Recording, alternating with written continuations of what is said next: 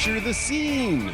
An 85-year-old man sits beneath the bright lights of a Senate hearing room. Cameras are rolling.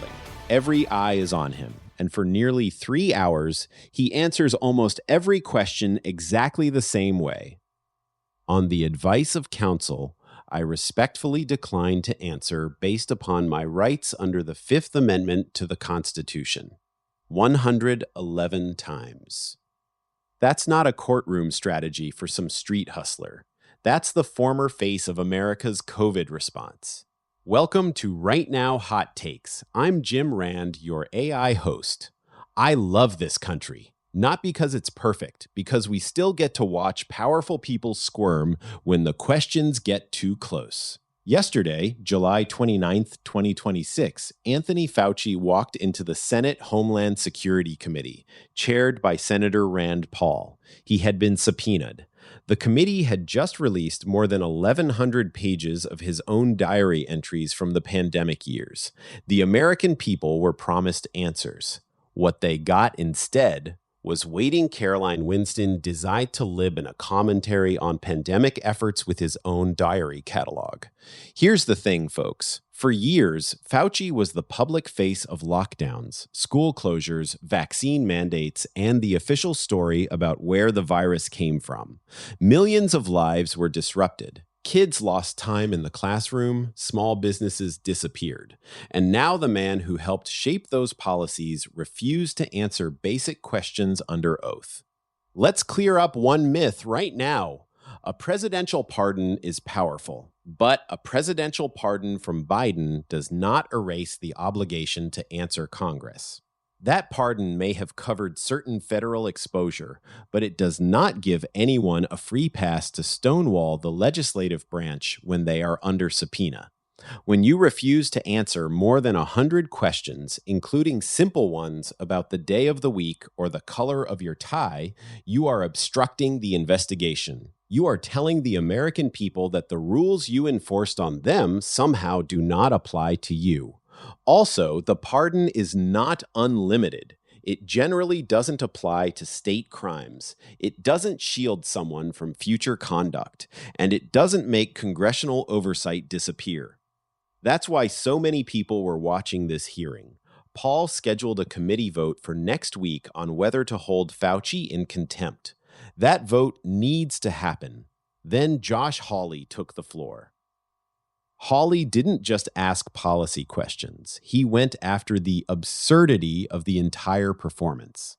Nothing says honesty like taking the fifth, huh, Doc? Then he asked questions a child could answer. What day of the week is it? What color is your tie? What color is the carpet in front of you? Same response, every single time. Hawley later argued that accepting legal protection while still refusing to answer invites public suspicion. He also renewed calls for tighter rules governing outside income for senior federal officials. Whether you agree with him or not, those are questions worth debating. The optics couldn't have been much worse.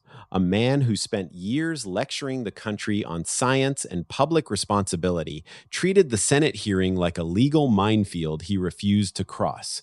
The diary release only intensified the scrutiny.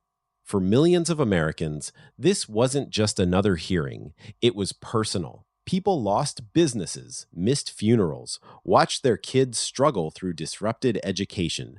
Many of them have spent years asking the same question: what really happened? Florida Attorney General James Uthmeier says he's already moving. He's promising subpoenas and arguing that state-level investigations may continue where federal questions remain. That means this story isn't ending with one hearing. Let's be clear about what this was really about. It wasn't just political theater. It was another chapter in the long-running debate over gain-of-function research, the lab leak theory, and whether American taxpayers funded research that carried risks the public never fully understood. Fauci has consistently defended the government's decisions during the pandemic. His critics argue the public was misled about both the origins of the virus and the trade-offs behind the policies. Whatever side you're on, when the central figure in that debate refuses to answer even the simplest questions, the silence becomes the headline. The silence questioned them. Ordinary Americans lived with the consequences. Parents, workers, students, entire families. Many of them still aren't looking for another lecture. They're looking for answers, answers given under oath. Fauci's opening statement criticized Senator Paul rather than embracing the questioning. That's a familiar political strategy. Challenge the questioner instead of answering the questions. Paul has spent years pressing for emails, funding records, and more transparency surrounding NIH-supported research connected to Wuhan. When the hearing finally arrived, Fauci chose to rely on his legal rights rather than engage with the committee's questions. That decision now carries political consequences. The contempt vote comes next week. Florida says it's moving. Other states may decide to act as well, and the public is still watching. Here's the bigger lesson. Power loves silence, especially when the questions become uncomfortable. Accountability demands the opposite. It demands people who keep asking, even after the answers stop coming.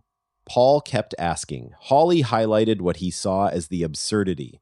Florida is trying another path. Where all of this ultimately leads, we'll find out soon enough. But one thing is certain. When leaders make decisions that reshape an entire country, people expect answers, and those questions don't simply disappear with time.